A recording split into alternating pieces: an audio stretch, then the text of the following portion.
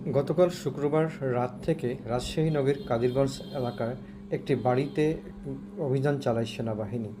এই বাড়িটি মূলত ডক্টর ইংলিশ ক্লাব নামে একটি কোচিং সেন্টার পরিচালিত হয়। এখানে আজকে দুপুর পর্যন্ত অভিযান চালিয়ে বিপুল পরিমাণ অস্ত্র ও বোমা উদ্ধার করে সেনাবাহিনী। এ সময় ৩ জনকে আটক করা হয়। তাদের মধ্যে একজন রয়েছেন মুনতাসিরুল আলম অনিন্দ্য, যিনি রাজশাহী সাবেক সিটি মেয়র এইচ.এম. খায়রুজ্জামান লিটনের চাচাতো ভাই, এক লাটকুর ছেলে। লাটকু রাজশাহী মহানগর বিএনপির সাবেক সহসভাপতি।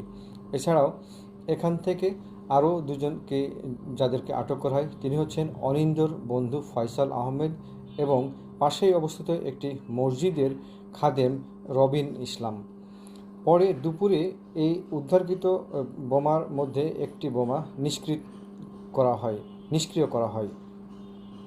এছাড়াও অন্যান্য অস্ত্রগুলো হেফাজতে নেওয়া হয়। এই অভিযান দেখতে বিপুল পরিমাণ উৎসুক জনতা ও গণমাধ্যম কর্মীরা সকাল থেকে নগরীর কাদিরগঞ্জ এলাকার এই ডক্টর ক্লিনিকের সামনে ভিড় করতে থাকেন।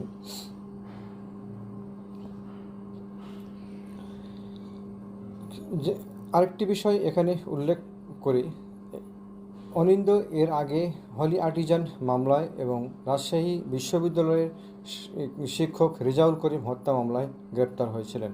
পরবর্তীতে তিনি জামিনে মুক্ত হয়ে এই কোচিং সেন্টারটি নিজেই প্রতিষ্ঠা করেন।